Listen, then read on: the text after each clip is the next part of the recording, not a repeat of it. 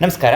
10ನೇ ತರಗತಿಯ ಸಮಾಜ ವಿಜ್ಞಾನ ವಿಷಯಕ್ಕೆ ಸಂಬಂಧಿಸಿದಂತೆ ಸೇತುಬಂಧ ಪೂರ್ವ ಪರೀಕ್ಷೆಯ ಒಂದು ಮಾದರಿ ಪ್ರಶ್ನೆ ಪತ್ರಿಕೆಯನ್ನು ಇಲ್ಲಿ ನೋಡ್ಕೊಂಡು ಬರೋಣ. ಪೂರ್ತಿಯಾಗಿರುವಂಥ ವಿಡಿಯೋನ ವೀಕ್ಷಿಸಿ ಹಾಗೂ ನಿಮಗೆ ಈ ವಿಡಿಯೋ ಇಷ್ಟ ಆದಲ್ಲಿ ಲೈಕ್ ಮಾಡಿ. ಈ ಥರ ಒಂದು ತರಗತಿಯ ಮಾದರಿ ಪ್ರಶ್ನೆ ಪತ್ರಿಕೆಗಳು, ಕೀ ಉತ್ತರಗಳು ಹಿಂದಿನ ವಿಡಿಯೋಗಳಲ್ಲಿ ನೋಡ್ಕೊಂಡು ಬಂದಿರುವಂಥದ್ದಾಗಿದೆ. ಒಂದು ವೇಳೆ ಆ ವಿಡಿಯೋ ವೀಕ್ಷಿಸದೇ ಇದ್ದಲ್ಲಿ ಡಿಸ್ಕ್ರಿಪ್ಷನ್ ಬಾಕ್ಸ್ನಲ್ಲಿ ಲಿಂಕ್ ಇರ್ತದೆ, ಕ್ಲಿಕ್ ಮಾಡಿ ವೀಕ್ಷಣೆ ಮಾಡಿಕೊಳ್ಬೋದಾಗಿರುವಂಥದ್ದಾಗಿದೆ. ಮೊದಲ ಪ್ರಶ್ನೆ, ಮೊಹಮ್ಮದ್ ಬಿನ್ ತುಘಲಕನ 2 ಆಡಳಿತ ಪ್ರಯೋಗಗಳನ್ನು ತಿಳಿಸಿ ಅಂತ ಹೇಳಿ ಕೇಳಿರುವಂಥದ್ದು. ಇನ್ನು ಎರಡನೇ ಪ್ರಶ್ನೆ, ವಿಜಯನಗರ ಅರಸರ ಕಾಲದಲ್ಲಿ ರಚನೆಯಾದ ಪ್ರಮುಖ ವಾಸ್ತುಶಿಲ್ಪ ಕೊಡುಗೆಗಳನ್ನು ತಿಳಿಸಿರಿ. ಮೂರನೇ ಪ್ರಶ್ನೆ, ಕಬೀರರು ಹಿಂದಿ ಭಾಷೆಯಲ್ಲಿ ರಚಿಸಿದ 2 ಸಾಲಿನ ಪದ್ಯಗಳನ್ನು ಏನೆಂದು ಕರೆಯುವರು. ನಾಲ್ಕನೇ ಪ್ರಶ್ನೆ, ಕನಕದಾಸ ರಚಿಸಿದ 2 ಕೃತಿಗಳನ್ನು ಹೆಸರಿಸಿ.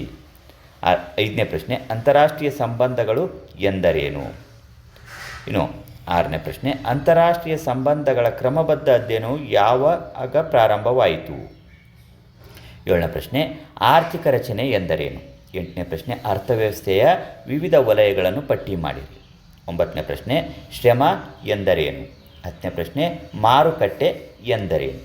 ಈ ರೀತಿಯಾಗಿ ಇಲ್ಲಿ 10 ಪ್ರಶ್ನೆಗಳಿರುವಂಥದ್ದಾಗಿದೆ. ಈ 10 ಪ್ರಶ್ನೆಗಳನ್ನು ನಾವೀಗ ನೋಡ್ಕೊಂಡು ಬಂದಿರುವಂಥದ್ದು. ಇನ್ನು ಇವುಗಳನ್ನು ಯಾವ ರೀತಿಯಾಗಿ ಉತ್ತರಿಸುವುದು ಅನ್ನೋದನ್ನು ಸಹ ನೋಡ್ಕೊಂಡು ಬರೋಣ.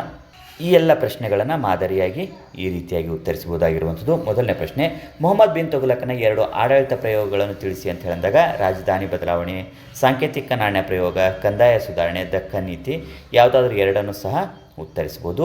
ಇನ್ನು ಎರಡನೇ ಪ್ರಶ್ನೆ, ವಿಜಯನಗರ ಅರಸರ ಕಾಲದಲ್ಲಿ ರಚನೆಯಾದ ಪ್ರಮುಖ ವಾಸ್ತುಶಿಲ್ಪ ಕೊಡುಗೆಗಳನ್ನು ತಿಳಿಸಿರಿ ಅಂತ ಹೇಳಿ ಕೇಳಿರುವಂಥದ್ದು.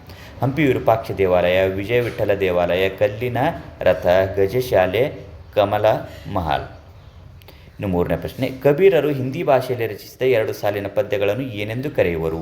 ದೋಹೆ ಅಂತೇಳಿ ಕರೆಯುವಂಥದ್ದಾಗಿದೆ.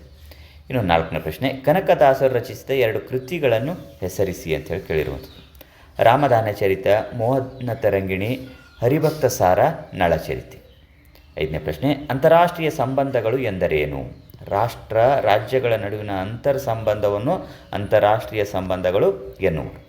ಆರನೇ ಪ್ರಶ್ನೆ, ಅಂತಾರಾಷ್ಟ್ರೀಯ ಸಂಬಂಧಗಳ ಕ್ರಮಬದ್ಧ ಅಧ್ಯಯನವು ಯಾವಾಗ ಪ್ರಾರಂಭವಾಯಿತು. ಪ್ರಥಮ ಜಾಗತಿಕ ಯುದ್ಧದ ನಂತರ.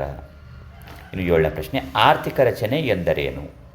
ಅರ್ಥವ್ಯವಸ್ಥೆಯಲ್ಲಿನ 3 ವಲಯಗಳಲ್ಲಿ ಉತ್ಪಾದನೆ ಮತ್ತು ಉದ್ಯೋಗದ ಸ್ವರೂಪ, ಆದಾಯ ಮಟ್ಟ ಮತ್ತು ಜೀವನ ವಿಧಾನಗಳಲ್ಲಾಗುತ್ತಿರುವ ಬದಲಾವಣೆಗಳನ್ನು ಆರ್ಥಿಕ ರಚನೆ ಎನ್ನುವರು.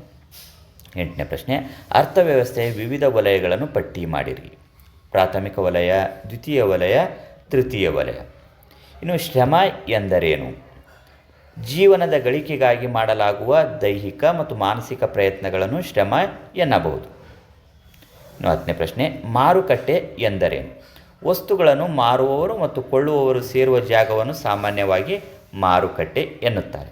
ಈ ರೀತಿಯಾಗಿ ಈ ಒಂದು 10ನೇ ತರಗತಿಯ ಪ್ರೀ ಟೆಸ್ಟ್ನ ಮಾದರಿ ಪ್ರಶ್ನೆ ಪತ್ರಿಕೆ ಮತ್ತು ಅವುಗಳನ್ನು ಉತ್ತರಿಸುವುದು ಹೇಗೆ ಅಂಥೇಳಿ ನೋಡ್ಕೊಂಡು ಬಂದಿರುವಂಥದ್ದಾಗಿದೆ. ಈ ವಿಡಿಯೋ ನಿಮಗೆ ಇಷ್ಟ ಆದಲ್ಲಿ ಲೈಕ್ ಮಾಡಿ. ಈ ಥರ ಒಂದು ತರಗತಿಯ ವಿಡಿಯೋಗಳು ವೀಕ್ಷಿಸುವುದಕ್ಕಾಗಿ ಡಿಸ್ಕ್ರಿಪ್ಷನ್ ಬಾಕ್ಸಲ್ಲಿ ಲಿಂಕ್ ಇರ್ತದೆ, ಕ್ಲಿಕ್ ಮಾಡಿ ವೀಕ್ಷಣೆ ಮಾಡಿಕೊಳ್ಬೋದು. ಮತ್ತೆ ಭೇಟಿಯಾಗೋಣ.